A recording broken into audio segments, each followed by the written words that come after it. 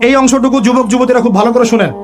দিনী বোন, যাদের বয়স হায়েজ হয়ে গেছে, যাদের হায়েজ হয়েছে, এখান থেকে শুরু করে সবাই যারা বালেগ হয়েছে আমরা ছেলেরা, সবাই ভালো করে কথাটা শুনেন।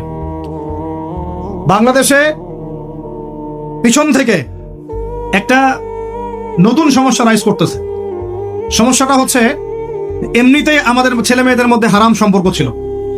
এর স্কুলে কলেজে বিশ্ববিদ্যালয়ে যাচ্ছে, ফ্রি মিক্সিং এ পড়াশোনা করছে, বাসায় পড়ন দেখছে, ওখানে গিয়ে মেয়ের সাথে হারাম সম্পর্ক হচ্ছে, তারপরে প্রেমের সম্পর্কের নামে জেনা হয়ে যাচ্ছে, জেনা হওয়ার পরে ছেঁকা খেয়ে মাদক, তারপরে গান বাজনা বাদ্যযন্ত্র ইত্যাদি ইত্যাদি, জীবনটা শেষ। এদিকে ওই ব্যভিচারী মেয়েরা কারো কারো ঘরে যাচ্ছে, দাঁড়ান আমাকে বলতে দেন, ব্যভিচারী মেয়েরা কারো কারো ঘরে যাচ্ছে, ওদেরকে নিয়ে আপনারা আবার সংসার করতেছে। এই হচ্ছে না সিচুয়েশন। একজনের 5টা গার্লফ্রেন্ড, একজনের 4টা গার্লফ্রেন্ড, আরেকজনের 3টা বয়ফ্রেন্ড, 4টা বয়ফ্রেন্ড, এই ধাপগুলো পার হয়ে হয়ে এরা সংসারের জীবনে আসতেছে যখন বয়স হয়ে যাচ্ছে 25-30। সমস্যা কিন্তু এটা ম্যাক্সিমাম সবার ক্ষেত্রে হচ্ছে বলবো না, অনেক একটা বড় অংশ এই সমস্যা ফেস করতেছে।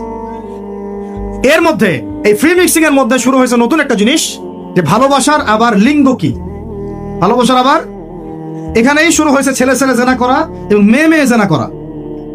ছেলে ছেলে জেনা করা আর কি বললাম বলেন, মেয়ে মেয়ে জেনা করা, নাউজুবিল্লাহ।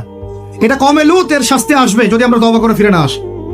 এর উপরে এখন শুরু হয়েছে ভালোবাসার আবার ধর্ম কি, ভালোবাসার আবার, আমার সাথে বলেন কি বললাম, ভালোবাসার আবার, এদিকে মনোযোগ দেন, ভালোবাসার আবার কি, ভালোবাসার আবার কি, এই কথাটা, এই স্লোগানটা দিয়ে কি করা হচ্ছে আপনারা শুনেন। অমুসলিম ছেলে মুসলিম মেয়ের সাথে প্রেম করতেছে, অমুসলিম ছেলে মুসলিম মেয়ের সাথে প্রেম করতেছে, বলতেছে ভালোবাসার আবার ধর্ম কি, তুমি আমি একে অপরকে মহব্বত করি, ভালোবাসি, এর মধ্যে ধর্ম আসবে কেন? বলছে তুমি আমার ধর্মে দীক্ষিত হয়ে যাও, অথবা আমি তোমার ধর্ম কবুল করে মুসলমান হয়ে যাব। এই মিথ্যা কথাগুলো প্রলোভন দিয়ে এখানে ওখানে পার্কে নিয়ে গিয়ে চটপটে ফুচকা খাওয়ায়, কফি শপে নিয়ে গিয়ে এভাবে আস্তে আস্তে আস্তে আস্তে মেয়েদেরকে লাইনে নিয়ে আসতেছে। আনার পরে শোনেন, কথা আগে শুনেন, বুঝেন। আপনি ঠিক বললেও ঠিক, এটা না বললেও ঠিক, চলতেছে, এটাই সমাধান। এখন কথা হচ্ছে, আমরা যদি আমাদের বোনদের ইজ্জতকে বাঁচাইতে চাই, এই বিষয়টা সম্পর্কে সচেতন থাকতে হবে। মেয়েদেরকে ফুসলিয়ে ফাসলিয়ে এভাবে প্রেমের জালে ফেলে শেষমেশ বেডে নিয়ে গিয়ে ধর্ষণ বা গণধর্ষণ করে মেয়ের ওই ওভারির মধ্যে ওদের বীর্যপাত করে দিয়ে ওই ছেলেটার কোনো খবর পাওয়া যায় না, লাপাত্তা হয়ে যায়। কোনো কোনো ক্ষেত্রে টাকার বিনিময়ে মেয়েদেরকে পাচার করারও অভিযোগ পাওয়া গেছে।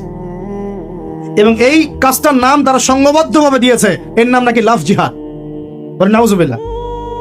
এবং বীর দর্পে ফেসবুকে পোস্ট দিচ্ছে, আজকে অমুক মেয়ের এটা করলাম, আজকে তমুক মেয়ের এটা করলাম। ভিতর থেকে একটা চক্র কাজ করতেছে, এবং এই চক্রের কেউই মুসলিম না, এই চক্রের কেউই কিন্তু মুসলিম না। বাইরে আবার পরিচয় দিতে পারে যে আমি মুসলিম, আমার নাম অমুক, নাম পরিবর্তন করে মুসলিম মেয়েদেরকে ফুসলিয়ে ফাসলিয়ে এই জেনার ফাঁদে ফেলে ওর পিছনে কিছু টাকা খরচ করে, কিছু সময় দিয়ে ওকে প্রয়োজনে ঘুমের ওষুধ খাওয়ায়, প্রয়োজনে আবার জাদুটোনা করে, বান মারে, ওকে ওকে তাবিজ কবজ করে বিছনায় নিয়ে এসে ধর্ষণ বা গণধর্ষণ করে, ওই ভিডিওগুলো দিয়ে পরে ওকে ব্ল্যাকমেইল করে, পরে ওর কাছ থেকে টাকা খাওয়া শুরু করে, কোনো কোনো ক্ষেত্রে মেয়েদেরকে পাচারও করে দিচ্ছে। আমাদের মেয়েদেরকে বলতেছে, কোনো অবস্থাতেই কোনো মুসলমান ছেলের সাথে কোনো অবৈধ সম্পর্কে যাবেন না। অমুসলিম হলে তো কোনো কথাই নাই, অমুসলিমের সাথে আপনার কিসের প্রেমের সম্পর্ক? একটা চট দিয়ে দাঁত ফেলে দেওয়া দরকার মেয়ে। অমুসলিম ছেলের সাথে তোমার কিসের প্রেমের সম্পর্ক? পরে যখন এই ছেলেগুলো তোমাকে নিয়ে রেপ করে রাখবে, তখন তোমার আক্কেল হবে, তখন তোমাদের হুঁশ ফিরবে। তখন এসে আমাদের কাছে মেসেজ করতেছে, আমার এই সমস্যা হয়েছে, আমাকে এখন আমি কি করবো বলেন। আমাদের ওয়াইফদের কাছে মেসেজ করে, এরকম এরকম হয়েছে আমার সাথে, আমরা কি করবো বলেন। তোমাকে কে যাইতে বলছো এই ছেলের কাছে? তুমি তোমার ইজ্জত ওখানে, তুমি তোমার পায়জামা কিভাবে খুললা সেখানে, আর কিভাবে বলবো বলেন? তুমি একজন মুসলিম ঘরের মেয়ে, তোমার ইজ্জতের দাম নাই, তোমার সম্মানের দাম নাই, তোমার ইজ্জত আবরুর দাম নাই। তুমি কেমন করে নগ্ন হয়ে বাইরে ঘুরতে পারো? তুমি কেমন করে একটা অমুসলিম ছেলের সাথে প্রেমের সম্পর্ক করতে পারো? কিভাবে তুমি একটা অমুসলিম ছেলের সাথে বেড়ে যেতে পারো?